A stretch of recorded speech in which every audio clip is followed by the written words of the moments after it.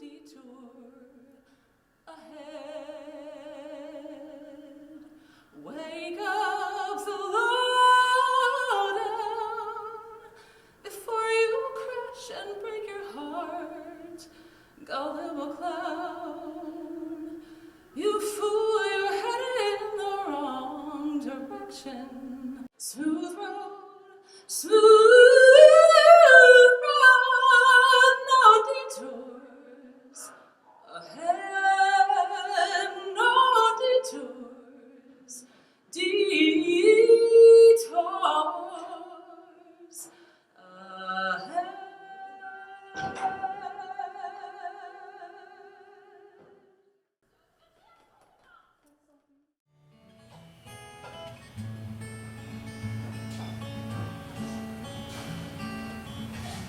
Everybody's changing, and I can't figure out why.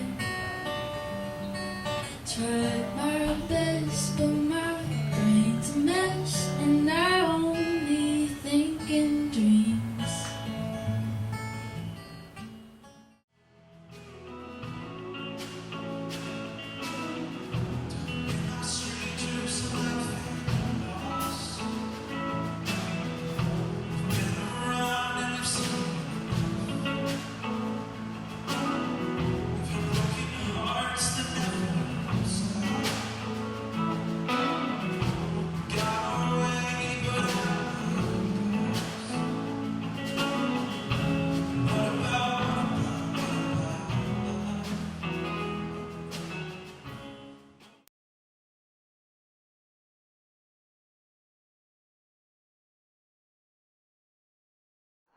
As David.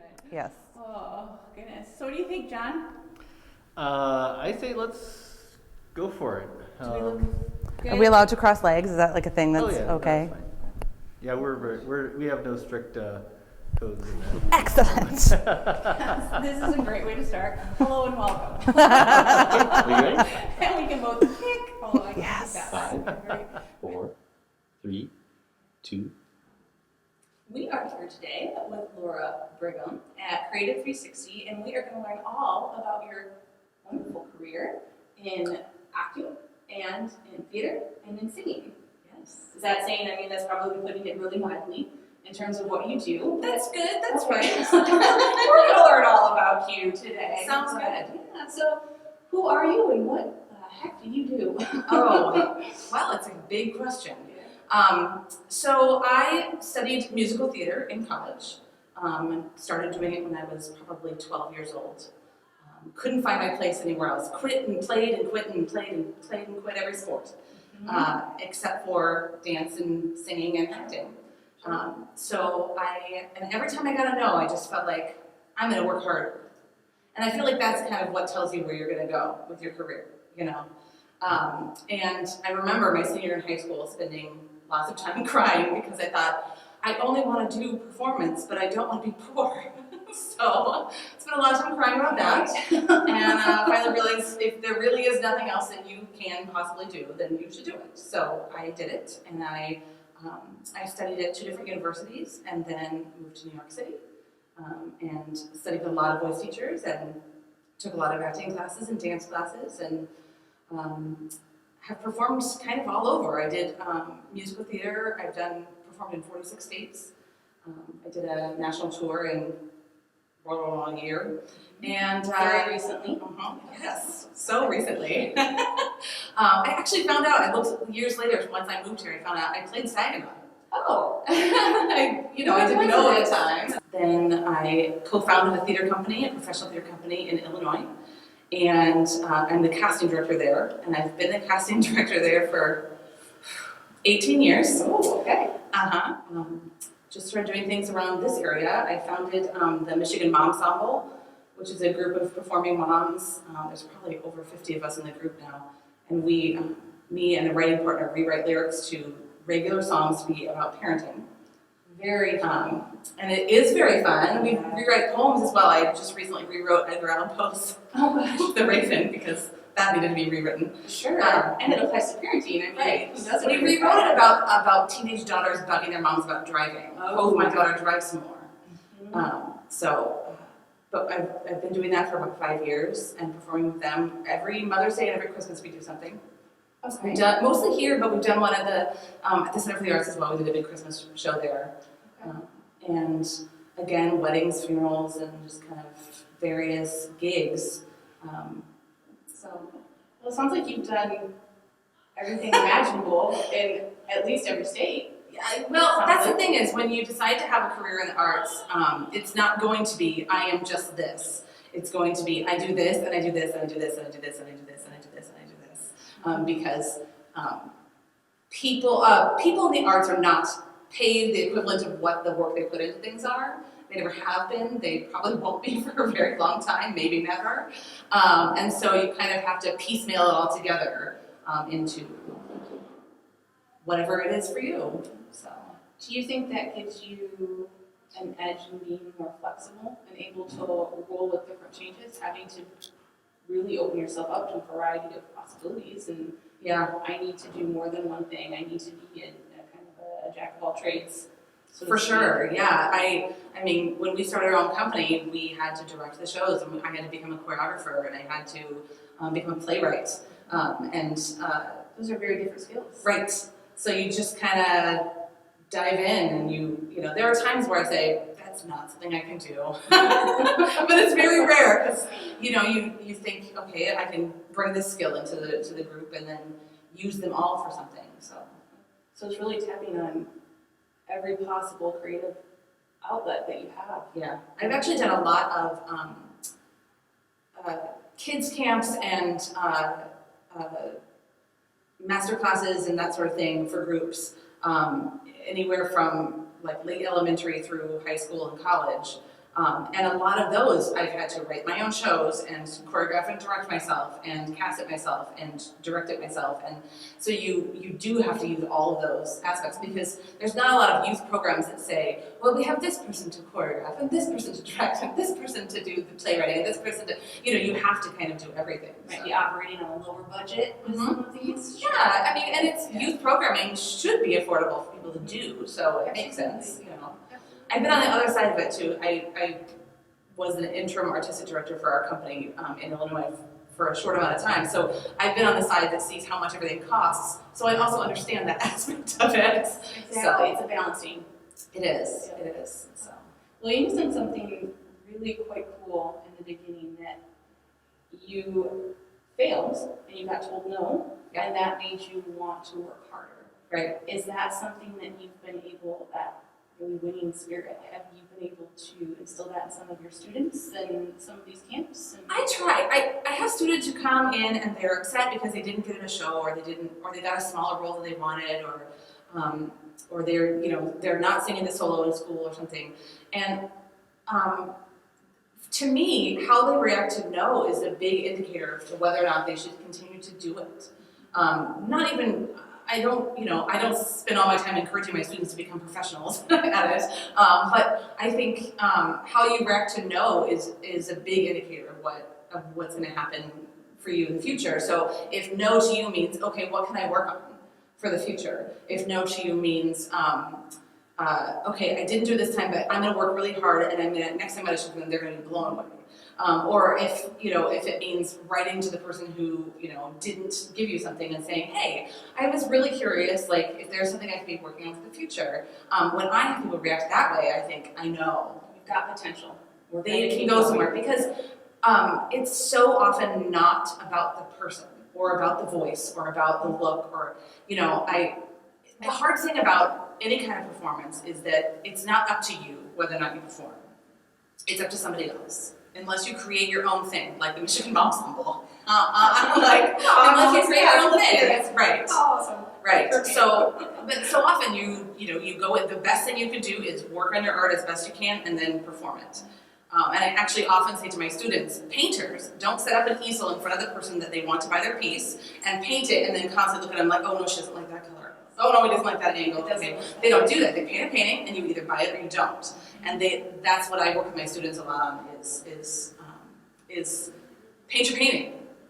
figure out your piece, know exactly what you're doing, know exactly how you're reaching different notes, know exactly how you're approaching different acting points of it, and set that. And then once you've done it, you've gone in, you've done your art exactly the way you wanted to do it. I'm a big person of creating it yourself if you're not doing it too. So that's why we started our theater company, because we wanted to do we didn't want to be pigeonholed into I just do musical theater, or I just do Shakespeare, or I just do, we wanted to be able to do everything. So we started our own company and we did everything. Again, that variety, that's coming in a lot in your career and your life, being really open. Well, and I think part of that comes from not being perfect for anything. I was not perfect for anything in my career. I was not the perfect ingenue, I was not the perfect leading lady, I was not the perfect character woman, I was not the perfect soprano, I was not the perfect alto, I was not the perfect mezzo, I was not the perfect anything. So I actually did an audition workshop once where they said, come in and audition as if you're auditioning for the show Oklahoma style. And so I auditioned and they said, great, this person we would cast as this, and this person we would cast as this. And they said with me, they said they would cast me in the ensemble to understudy both leads. Because I could do both, but I wasn't perfect for either.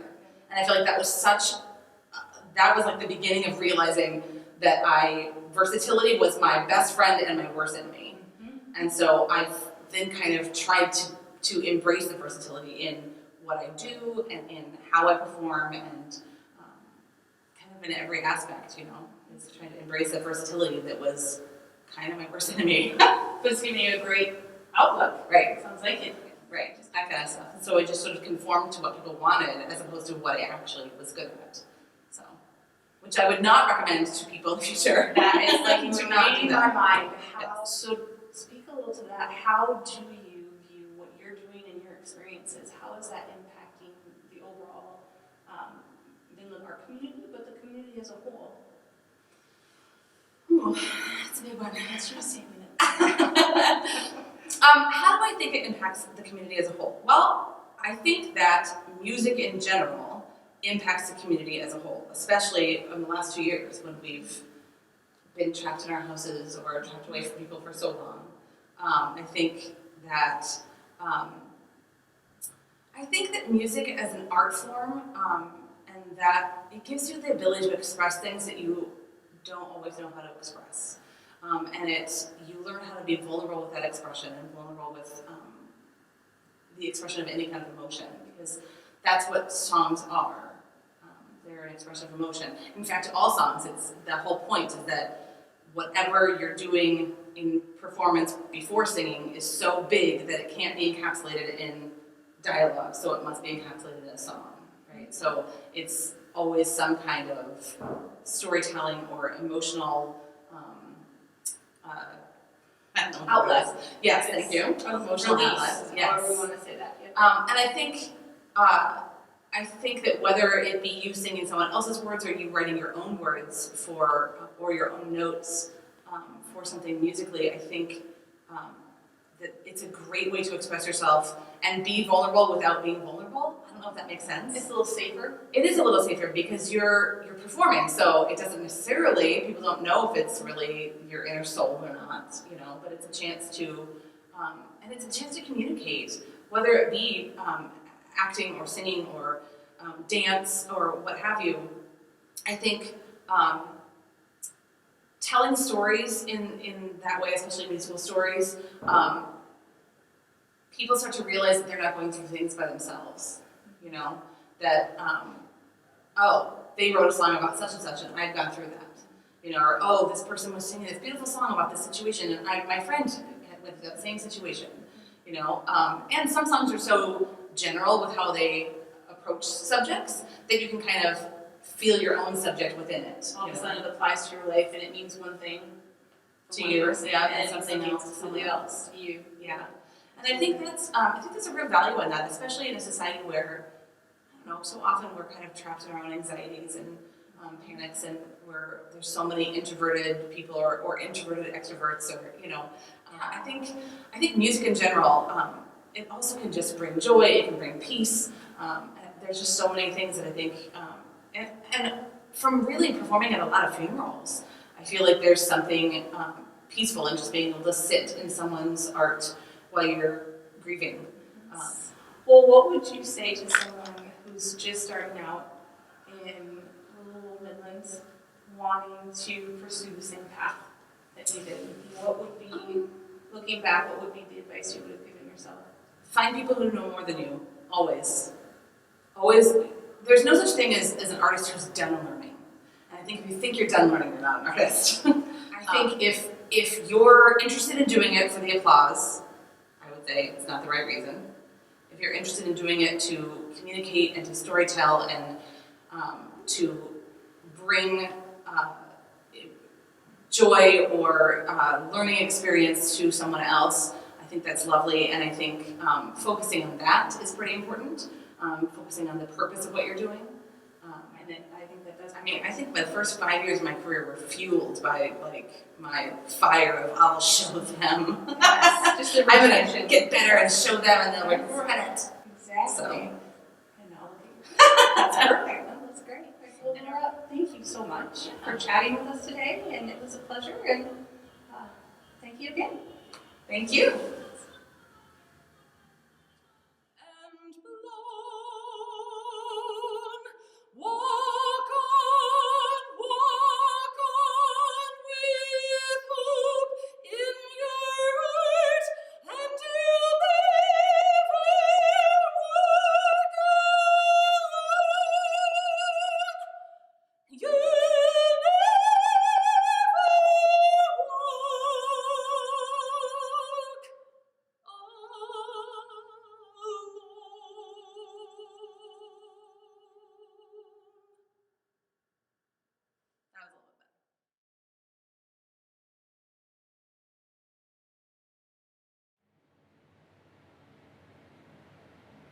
We are here today with Jolie Wing, a brand new, up and coming, aspiring songstress. Can we say that? Yeah, that works. Perfect, good. Well, Jolie, welcome and tell me a little bit about yourself.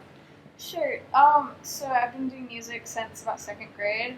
My dad was a music major, and so I was all inspired by him playing music in the house. I am a senior in high school now, so that was quite a while ago. I go to Midland High, I'm in the marching band, and I barista at Live Oak.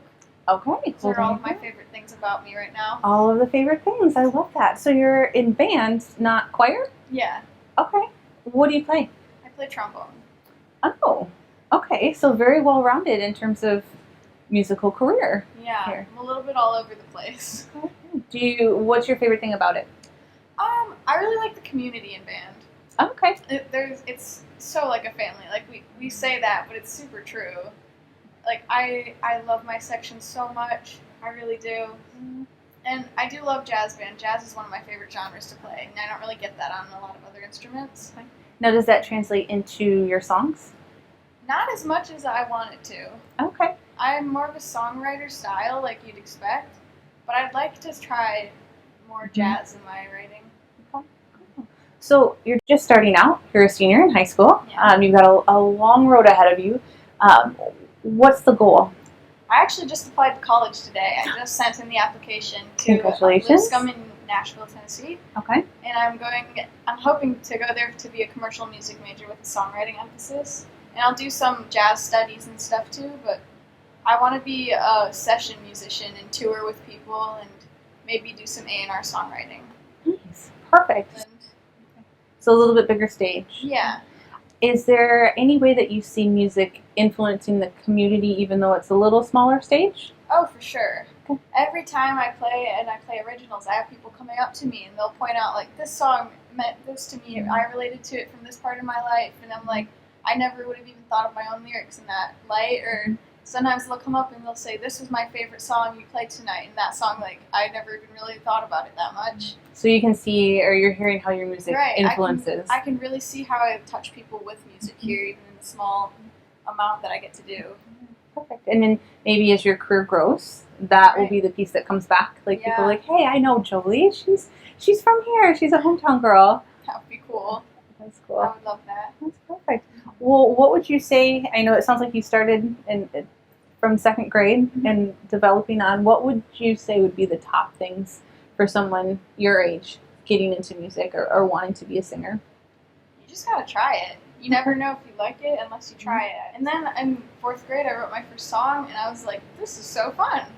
And you fell in love with I it. fell in love with this. And if I hadn't tried it, I hadn't just sat down and done it, I never would have known that that's one of my passions. That's perfect. Well, and I think that's good advice for singing, but also everything, right? That translates. Just don't be afraid and give it a try. And I took fiddle lessons and I was really bad at it. It's not like Fiddle I've always lessons? just picked everything up. Okay. No, you just got to keep trying things until you find the ones you love.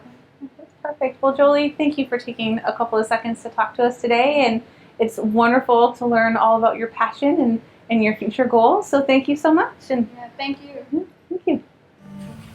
I wanna work it out myself, so I can try again and make a million wrong decisions, so I can learn from my mistakes, learn to grow and learn to change, so I can find my way.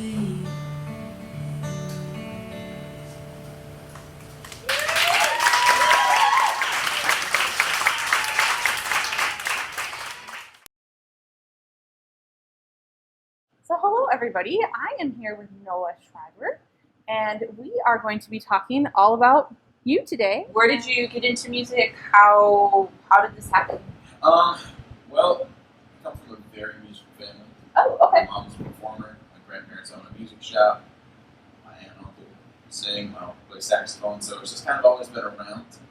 And I sort of slowly picked it up growing up. And then when I was 10, I'm like, I'm going to play guitar. Okay. Mom, I want guitar lessons for my birthday. How did that go? I mean, I got guitar lessons. Hey, and there we go. I never put it down. Oh, that's Just kind of kept going. Okay. And so now, here I am on TV, talking about playing guitar. About playing guitar and singing. It's crazy. I took some piano lessons growing up. I did saxophone all through school. I still play that now. And because it was like 3 years since I had played it, and the lead singer of the band goes,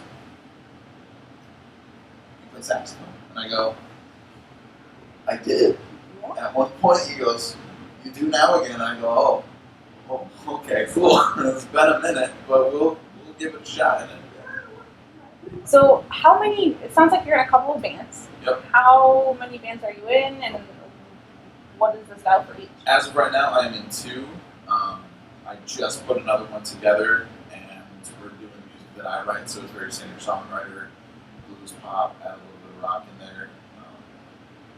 The other band that I'm in is very much a classic rock sounding band. We do almost all of our own music, but just kind of put a modern twist on classic rock, so it's really, really fun. Okay, so 2 different bands, 2 different styles. How does that work? Are they both here in Midland? Are you touring for one? One is based out of Saginaw, Okay. kind of from all over the place. Midland, Saginaw, Bay City, and then the other one, pretty much 10 miles from here. Everybody's located, so it's once a week with the second band, which is the new one, and then 3 to 4 times a week with the classic rock one, just because we are kind of on the verge of touring. We have some shows with Tesla coming up, which is going to be super cool. Great. Looking at possibly doing a Canadian tour with Buck Cherry, but we're not entirely sure on that one yet because we don't know if the border's going to be open. So just kind of waiting on I was looking at the venues for the Tesla shows, and there's like 4,000 person venues. So we're just a little band from Saginaw. This is weird. Nice. And you started here in Midland. I started here in Midland. So you're really on the cusp of making it. Just it With being my full-time job, which is what I've wanted since I was like 7, you know. So pre-guitar lessons. Pre-guitar lessons, I'm like, I want to do music, but I have no idea how to get into music. Well, you were 7, so that makes sense. I wasn't really asking the right questions. What 7-year-old is. So now that on that vein, how would you say, let's say you were talking to yourself when you were 7 or 10 or, in high school. Yeah. What have you learned now where someone may be starting out and looking up to you, saying, oh gosh, I want to do that.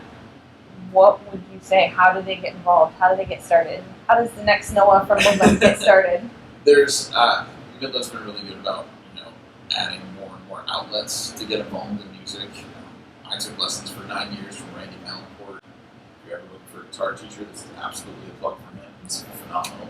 Okay. But that's who you went to? That's who I went to. Okay. Like, what style do I want to get into? What's your style of music that you want to pursue? Do you want to go metal? I mean, Saginaw Bay City have an awesome metal scene.